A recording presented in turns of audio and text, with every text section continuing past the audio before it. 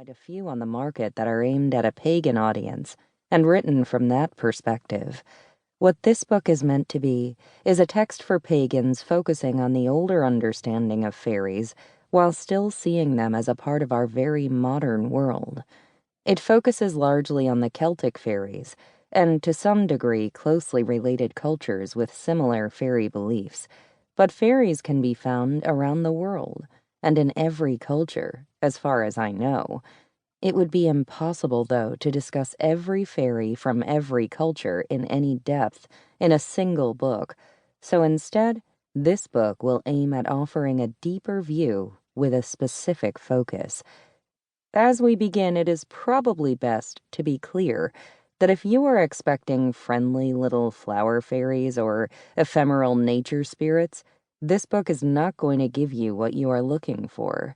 The American cultural view of fairies since the Victorian era seems to be very strongly influenced by a subconscious reflection of idealized human culture.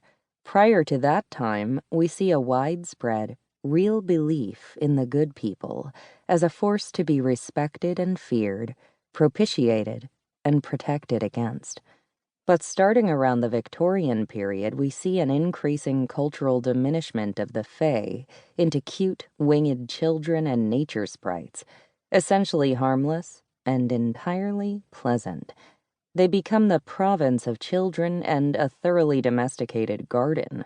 This, I think, can rightly be viewed as a reflection of the wider culture of the time, which was one of the middle class, of repression and sanitization, one that in many ways sought to rewrite unpleasant stories into pleasant ones to create an illusion of a better world.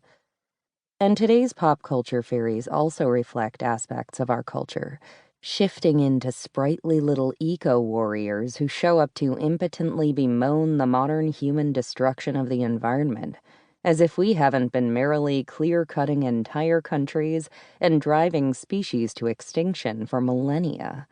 The modern crisis may be a more extreme threat to our own survival, but humans have had an enormous impact on the world around us for as long as we've existed in significant numbers. We may well be courting our own destruction, and unlike the gentry, we don't have an otherworld to return to if we ruin this one. But arguably, they have never cared about the things we do to the world around us, as long as we leave their places alone.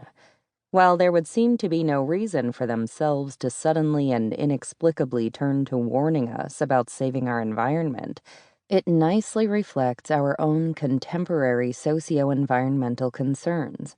There is a certain logic as well in the Victorian garden sprite/nature spirit being assumed to be somehow concerned with the state of our environment in toto, as more people seem to forget that the Fae are ultimately beings only partially of this world.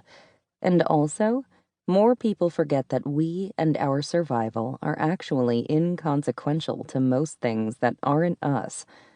What this book will give you is an understanding of fairies from the perspective of traditional culture and folklore, and fairies as they are to the people and the cultures that still believe in them. The idea here is to remove the filters layered over modern understanding because of these views, and provide instead the perspective of the cultures that the beliefs come from. So, to begin, I want to look at a couple of basic things, including the use of euphemisms, how to identify fairy activity around you, and how to properly respect fairy places in our world. Euphemisms.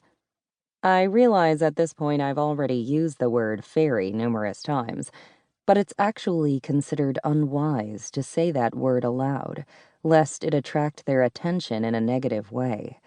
Many people feel that they don't like being called fairies, and if you do so, it could anger them.